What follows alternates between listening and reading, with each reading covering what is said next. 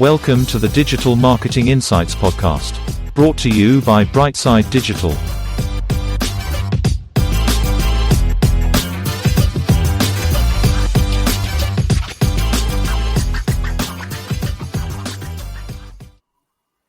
Hi everyone, welcome to the show. I'm delighted to say we have John Harrison with us today. John is a digital account manager, just digital specialist and genius overall. How are you doing, John? I'm good. Genius is a big one to follow. Well, I'm setting you up for a big episode, I think. So there we go. John, can you tell everyone a little bit about yourself and your career today? I can. So as you said, at the moment, I'm a digital account manager for Core Optimization. It's a marketing agency based in Shannon in down the south of Ireland. So you know yourself, most agencies are Dublin based, so it's lovely to work for one that's in Clare and promoting the local economy per se. I'm also one of the heads behind Goose.ie, which is an Irish tech news and review website. So myself and Martin Meany, a good friend of mine who works as the SEO specialist in Three, the two of us kind of have been running that for the last 5 or 6 years now. So yeah, when it comes to tech and what's happening on the internet, I guess you could say we have the finger on the pulse there. Yeah, really well pointed out, and definitely anyone after this, check out Goose.ie. John, we start off by focusing on yourself and what you would see as your main strength in digital. What would you say that is at the moment? Social. So I've really knocked around social for many years, whether that's been Facebook, LinkedIn, Twitter, or nowadays TikTok. I think social is something that has been underappreciated when you're looking at very much performance-based marketing, because you know yourself, Google, Facebook, Google, when you're looking at Google Analytics, you're not always going to see, you know, true revenue value reflected, but betcha you turn off your Facebook ads and you're going to see an impact on your overall revenue. Bet you that for a fact. So yeah, no, Facebook, all things social, that's where I came from. That's where I'm going to be going even deeper down the line. And obviously SEO is something that's really important as well to me. Yeah. So you have those aspects like the SEO side of things and paid in your previous work as well. So you obviously apply that to a lot of your social. Do you find you have to use paid social to really help with your organic work in social? Yes, I to be honest, I do. Look, the customer journey nowadays isn't linear. You know yourself, back when reporting was a lot more basic, you'd look at things like last click attribution, whereas now you want to look at things such as assisted conversions, the customer journey, customer pathway, user experience. Especially if someone sees something on social, it's in their head. They're going to either come back to you directly, or they might see a Google ad later, or like nothing is linear. It's desktop, it's mobile, it's everything. We live on the internet now, and that's just the blunt reality of it. And if someone sees an influencer campaign, they may not necessarily buy then, but they'll remember it and they'll come back later, or they'll tell their friend, oh, did you see X and X is promoting this? And now that's how everything ties together. Like social is absolutely huge. And even recently I was reading a thing that like you can actually do SEO for TikToks, which I never thought I'd see the day where something like that was the norm, but here we are. Yeah, and I can see it. But in terms of, this is going to be a big question, and probably one very relevant to a lot of our listeners coming up for the kind of retail periods. Let's say you have a business that's got a good solid PPC setup, a good solid generic social setup, like a good routine there, good organic, good email and affiliate campaigns. Where would you come in and take them to the next level for a Black Friday or a Christmas period or something like that? How does a company go from that kind of linear line to the next level up? Yeah, okay. So straight away, it's like if I was to start with organic, right? So it's middle of October now, start of October now. Landing pages should be ready today, yesterday, to be honest with you. That's where I would be doing things like your prospecting, You can see it on like a lot of the Irish websites, like is it Littlewoods, for example. They already have Black Friday pages up where it's just generating leads. Sign up to the newsletter, get early access to Black Friday offers, etc., etc. So that's building a database of basically owned data, for want of a better explanation. And that's not going to even just be useful now. That's going to be useful down the line, especially when we move to GA4 and the cookieless world, per se. So that email database is really, really important to have and to have now. And as long as we're building that up between now and Black Friday, it also gives PPC and Facebook a very specific email database in which they can use and create lookalike and variance audiences from to expand off that, because these are people who've already shown intent. Then we'd look at things like, especially in PPC, you're going to look at things like your search campaigns, your Performance Max campaigns, which are going to be absolutely massive this year, because this is the first year we have PMax to use for coming into Q4. You've also got on Facebook, Facebook and Instagram, you've got your dynamic carousels, you've got your remarketing ads, you've got your kind of all those dynamic product set based ads. They're going to be really, really important for especially for retailers, because that's where you're going to remarket back to people. Like we all see it with Amazon. You go on, look at a speaker, you go onto Facebook or Instagram, and suddenly that speaker and related products are looking back at you.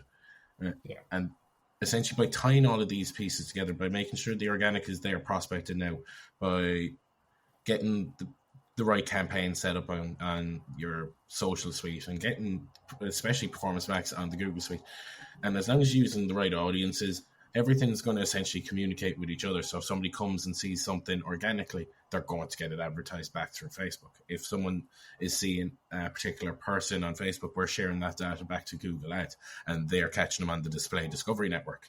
And essentially, you have there needs to be an if somebody's looking at coming into Black Friday and they're going, this is what I'm going to do on Facebook, this is what I'm going to do on Google, this is what I'm going to do on TikTok, it's nearly the wrong attitude to have. You nearly need to say, here's the plan of what I want to do, and then look at how each channel affects the overall and how it can feed into an overall strategy. But never look at a channel. You can't look at a channel on its individual basis anymore, basically. Yeah, that's brilliant. Really well said. So I suppose in a short summary, you would say set up all your remarketing now. Yeah. And then come the Black Friday period, that's where you start your marketing, and your remarketing should kick in further at that point, technically. Essentially, yeah. Looking at kind of yourself for a second and some of your historic work, do you have a campaign or any kind of success story that you're really proud of that you'd like to talk about? Yeah. So to be honest, I think when it comes to campaigns, again, I never like to look at specific campaigns. I like to look at how we can affect the business as a whole. But in terms of myself, it's something we did with Goost a few years ago that really stands out to me, because it was a great promotion for us. It was also a real test. So as I kind of said, Goost is tech news, tech reviews. We look at the Irish technology space and just try to explain technology in general as if we were speaking to our mothers, to make it really accessible and understandable to the everyday person. So what we did was, I don't know if people remember the Today FM Shave or Die campaign that they used to do, where you'd either dye your hair or shave it, or you'd come up with your own way of raising money for the charity. So what the four tech heads did was, we basically put down our smartphones, put them in a vault, and picked up the old Nokia 3220s, the old brick phones, buttons and nothing else. I'll tell you this, mine actually had an aerial that had to pull out when you had to answer the phone, which was genuinely so what would happen was, every week, just as we were ready to get our smartphones back out, we'd nearly be asking people to donate and see if they could make us put our smartphones back in the box for another week. We ended up 6 weeks with no smartphones, and doing basically YouTube kind of blogging, essentially, of where we were at with the no smartphone life. And the best part of it was we actually went to the Irish Blog Awards during this. We came second, totally not bitter about that or anything. But what was really entertaining was you had obviously the fashion bloggers, you had the beauty bloggers, you had the other tech bloggers, you had different bloggers from all different spaces, and the four tech guys there up for the up for an award of best tech blog in Ireland. We're sitting there with brick phones and aerials, not being able to like Instagram it, live chat it, so we were kind of essentially bombing into other people's lives, and that's how we were nearly getting our message out throughout this whole thing, because we couldn't be on a smartphone ourselves and go and introduce yourself to someone else who is live, and now you're kind of jumping in on other people's stuff, and then they're obviously asking, well, why aren't we live ourselves? And you explain it, and then 6 weeks is how long we ended up with no smartphones. But our traffic, I think we got, was a 25% increase in traffic over the course of the 6 weeks, because people were just following to see how the nerdy tech dudes were doing with no smartphones or no real access to the internet at your fingertips. It was really fascinating.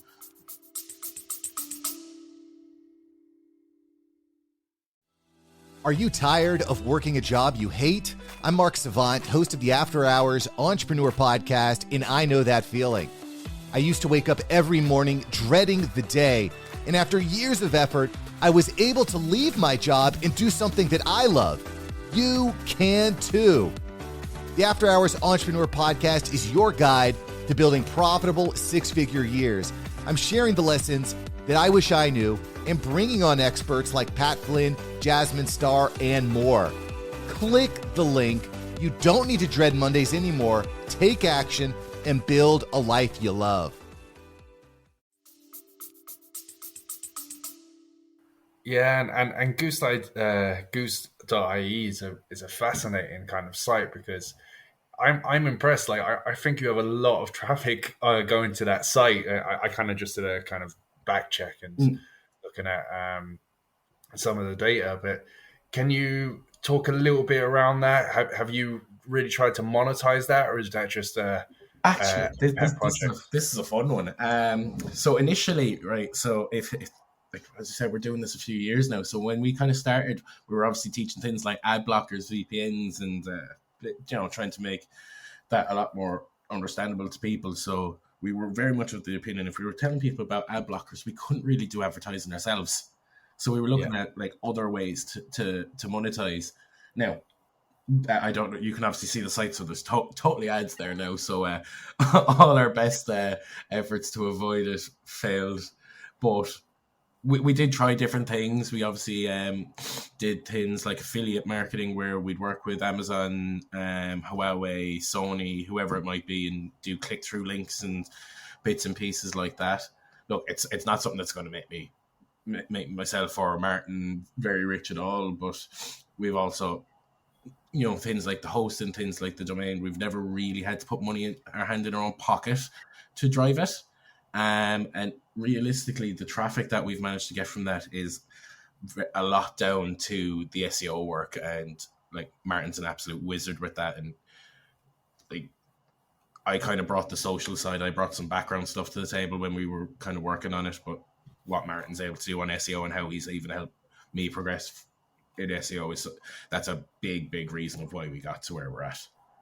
Yeah, and like, in fairness, the Irish market, I find there is still a lot of these opportunities, probably even for people listening. There's an opportunity. So one of those spaces that have high traffic in other countries, because you get a lot of traffic from America as well with your SEO work. But I can see how building a project like this and just enjoying it with a friend is, it'd be really appealing to a lot of people. And as I said to people before, we kind of call it, and this is for anybody who's even in the digital world, who's looking at trying new things or different things, I would recommend setting up a side project, because like myself and Martin down the years have called this our like sandbox of insanity, for want of a better explanation. If there's something new that's coming down the line, or was it like a couple of years ago, things like FAQ schemas, or even if there's something on Facebook or TikTok, for example, we kind of went down the TikTok route in the last few months.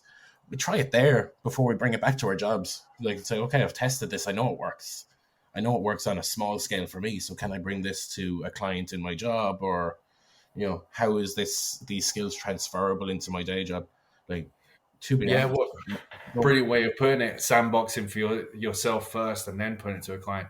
Because obviously, in your line of work, working for agencies, you're always having to come up with new concepts and try new things that, let's face it, most people don't have, like with the new platforms or tech or something, no one has experience in it. You have to just be the first to kind of learn it. So having this kind of sandbox space is a great way of testing it.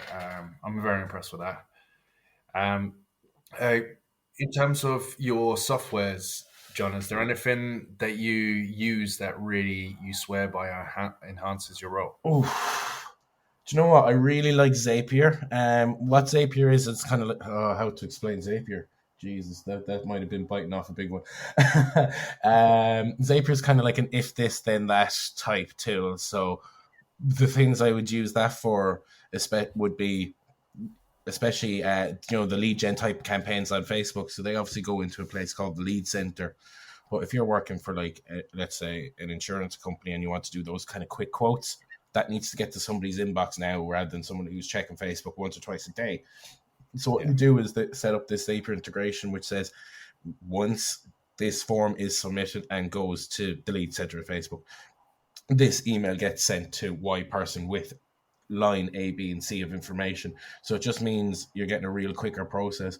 And that's just a very small example of what Zapier can do. Like, you can connect it to Google Sheets, you can connect it can do Python integrations for you as long as you have the basics there behind it. It's a really, really powerful tool to kind of get different documents and different platforms kind of speaking to each other better. Yeah, and I think the integration with HubSpot is actually really good. Yeah. It's where I've been integrating it recently for clients, and the exact same thing. It's just it's an API of like links things to other things. To anyone that's not sure of Zapier. Yeah, it's a hard enough one to explain, but the best way to explain it is an API that connects things. Yeah. And away from your strengths, John, is there any particular areas you're looking to upskill into? And the second part of that question would be, is there any websites or resources or books that you go for your information and insights? Yeah, look, to be honest with you, if anybody ever says they don't need to upskill, then they're very, very confident in themselves for a start. The internet is ever changing. It's not even the same as it was 3 months ago, let alone where it's going to be in 3 months' time. So, like, I'm always looking at areas like TikTok Business is something at the moment I'm really looking at, because it's obviously a new tool in Ireland. I don't think a lot of companies are obviously companies are using it, but I don't think a lot of companies are necessarily leveraging it in the right way. So that's an area that's a huge, potential for any clients or any companies who are looking at how do we expand into other areas.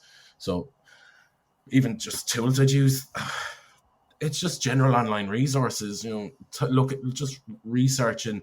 Obviously you have companies like Sprout Social who do a really good blog. You have HubSpot who do a really good blog. And kind of once you go down a rabbit hole, it's YouTube after that, and just be looking up, areas of interest, whether that's, when Google rolled out Performance Max, best practices around setting something up in there, whether it was, the TikTok business. Straight away, the first thing we noticed, there was no revenue tracking. So how do we set up pixels and conversion APIs there? And the same things that anybody would do when they're researching, go to Google, look at your heavy hitter articles. Obviously, the likes of, as I said there, Sprout Social, HubSpot have really good resources. And then once you kind of find an area that you want to find out more about, go to YouTube. Somebody has content around it. Yeah. Do you know what I've been doing recently when I've been discovering new things, and I was learning a lot about the metaverse, is with YouTube integrated onto the TV now. It's one of I'll find it online, read a little bit about it, and then I'll find the YouTube videos and put them up on the TV and just watch for an hour or two. Exactly. We all know what YouTube is like. Once you find one video that keeps you intrigued, they know how to keep you occupied. Yeah, exactly. But yeah, it's really good advice. And then probably the last part of that is looking at the digital industry as a whole. is there anything that you think's coming that our listeners should be interested in? You're interested in yourself? Oh, there's, honest to God, there's so many. Like one that I'm really interested in the medium to long term is obviously Google's acquisition of Pointy in the last couple of years. So that was a Dublin-based company. Do you know what? Have you heard about? Yeah, I worked with them. I integrated them at Circle K into some of the petrol stations, I think. Yeah. I reckon I can see now that Google own that. I can see them kind of integrating almost shopping and maps and making that kind of middle point, so that you will get local results first, or places that are within range to go and travel. Because I do think Google are seeing the value now in the online offline piece. So I can see Pointy getting integrated in some way, whether that's an integration between maps and shopping to say you can buy it online, but there's also a shop 10 minutes down the road that has it if you want it now. Exactly. So it's for everyone listening, it's basically a little box they created. You can stop me if I'm wrong with this, John, but it's a little box they created which they'd integrate into your checkout, your till system, so they would monitor the stock levels of a certain product and the sales of a certain product, and then they were bringing them into Google Ads, or Google Shop, or things like that. So when you're doing local search, especially it was great at Circle K for things that people need from time to time, but you don't necessarily think petrol station first. Exactly. So things like I need a fire lighter, or glue, or do you know those weird things that you want that you could go to you don't want to go to you don't want to go into a shop and be nosing around and hoping that they have it. Like when I tested it at the Dublin Tech Summit a couple of years ago. Actually, I think it was just before they were bought. I was obviously looking up random wines that I didn't, I'd look up a wine online and go, okay, I wonder if somewhere in Dublin has that, because it doesn't seem like something. And then you're getting pinged back result. Yeah, there's an off license there 15 minutes down the road. Okay. It kind of goes to show. I do think that's going to be an area there where, like, I know my mum doesn't like shopping on the internet, but she had to get used to it during COVID. So you've almost got this weird behavioral shift where there's a generation of people who are used to going to stores who don't necessarily want to go online to make the purchase, but now they're used to going online to at least research the purchase, at the very least research it. So if Google don't do that with Pointy, someone else is going to do something similar, which is essentially combining local search, shopping and maps in some capacity to go, that's where you go get your thing. Because I was close to this software and Insight. I thought it was a really good move by Google, because you need Google to get them over the line. With my experience with Pointy, because I assisted in the integration into several shops, we didn't want to do it across the whole network because, or partly, we're just afraid of the data all going into such a platform. But let's face it, Google has the data for every platform in theory, and it's an easier way for that to be integrated into tills and stuff, because more than likely there'll be some sort of Google software in the business already. So really good point. And looking at yourself for a second, John, I always ask this question to end the show, which is, if you could bottle up one personality trait you have yourself that you feel has made you successful, and you could pass it on to others, what would it be? Do you know what? I coach kids soccer, so this is something I've rattled on about for years, and I'll rattle on forever. There's no substitute for hard work. That's the long and short of it. You can be the most talented person in the room. Doesn't matter if you're not going to put in the work, you're not going to get where you want to be. So work. That's it. Yeah. John, thanks so much for being on the show. Thanks for sharing your insights. If anyone wanted to find you, how could they go about doing so? Oh yeah. So the most obvious place is my LinkedIn. That's John Harrison. You won't find me on Facebook. I have a pseudo profile for my work there. You will find me Twitter, John Luke, or you can also find me on the Core Optimization website if you want to talk digital marketing, or you can come and find me at john@goose.ie as well if you want to talk anything Goose. And obviously, go check out goose.ie. It's a great website. Brilliant. Thanks, John. Thanks for being on the show. Real pleasure. Thank you so much.